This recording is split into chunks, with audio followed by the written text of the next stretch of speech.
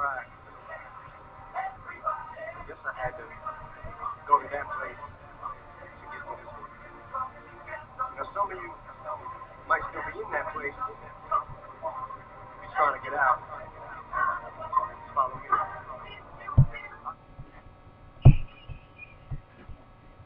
Today I want to talk about the paradigm shift that has taken place over the last several years. Over the last 50 plus years, since prayer was taken out of schools and evolution started being taught, the nation has seen a dramatic shift towards communism. I know it's going to sound like a foolish concept to some of you, but if you've been paying attention over the last several years, you will see the trend that I have. This is how our trend towards communism started. Sputnik. The Russians beat us to outer space, and our government panicked and thought they were teaching evolution, and they beat us into space. Their way must be better. Not long after that, they took Bible and prayer out of the schools. So now our kids are being taught, though not as bluntly as I'm putting this here, but they're being taught that there is no God or purpose in life, and that you are nothing but a bunch of animals.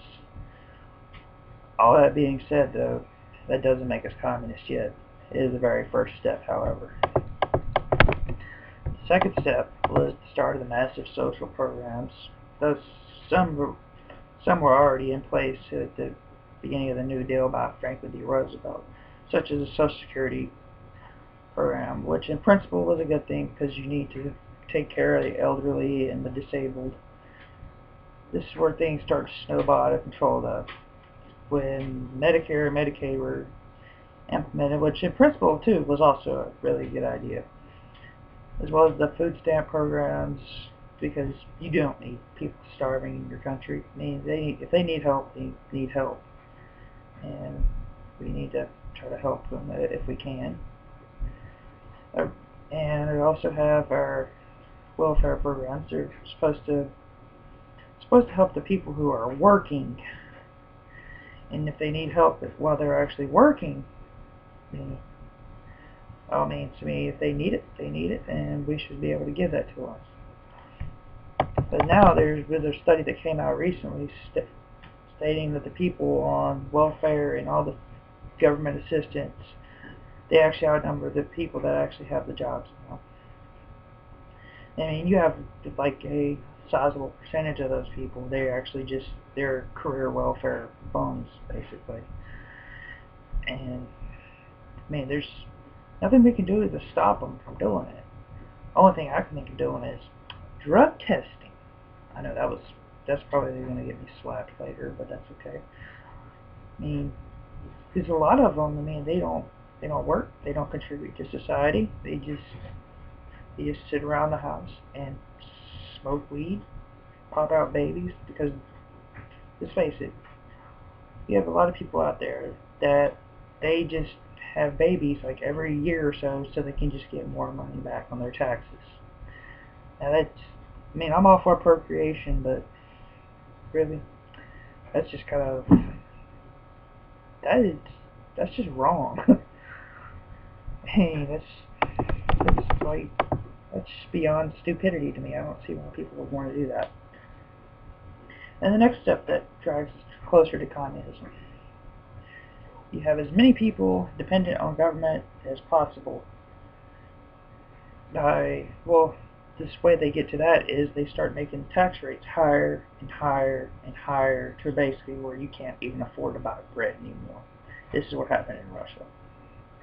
So if you want to go look into that, you can. If not, just take my word for it. It's a bad, bad, bad thing. And also, once the government gets you sucked in, they're not going to let you go.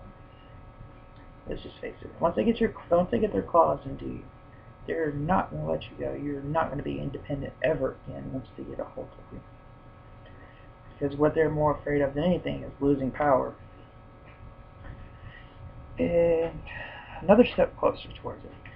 You go through and you vilify those who are trying to stop the expansion of the government or keeping it where it is, just by making them look like they don't care about the people.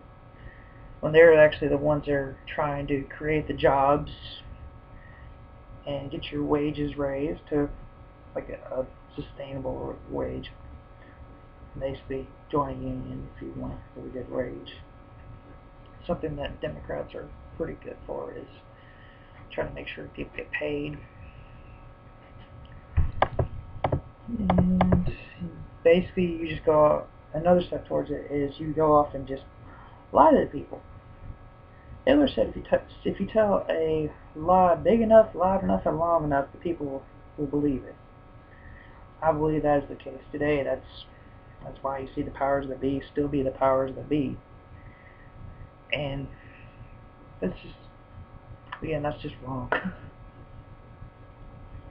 And if you keep putting the people back into office that continue to lie to you, then you basically deserve everything you get. But the problem is you're dragging those of us down there that have already seen the light and are trying to drag ourselves away from the corruption and the lies and the vilifications and things. You just need to. There's nothing to do about those people. There are always people. There are going to be people out there that they're only going to vote for who is going to give them something. See, this is how I see our society going right now. It's where the paradigm has shifted so far that it's no longer cool to work anymore. It's more cool to just sit around all day, collect a paycheck, smoke some pot, do crack. I would prefer weed over crack, but that's another story. You just gotta go through and just do what you can. And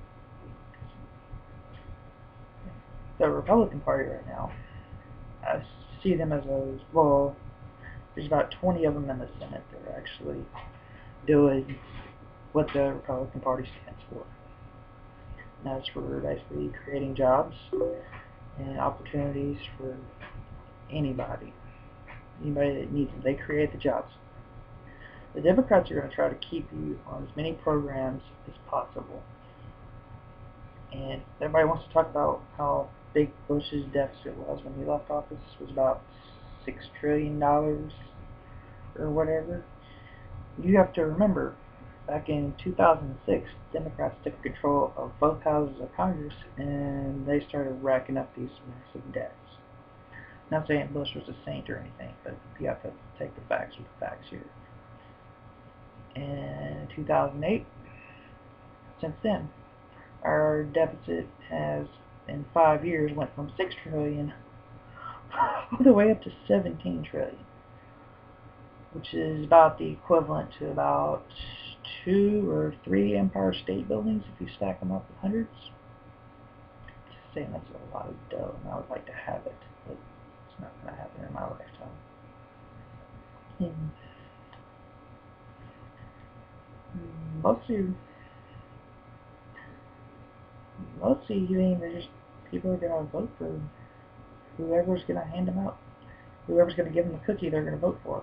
If somebody's going to tell you, well, you have to go work such and such amount of time for the cookie, they're not going to do that. They're going to go for whoever's just going to hand it to them. And I hate to say that the Democratic Party is mostly into the handouts. The Republican Party, you're slipping. You're letting them get away with it. And that's actually about all I've got today. And I will see you all when I see you.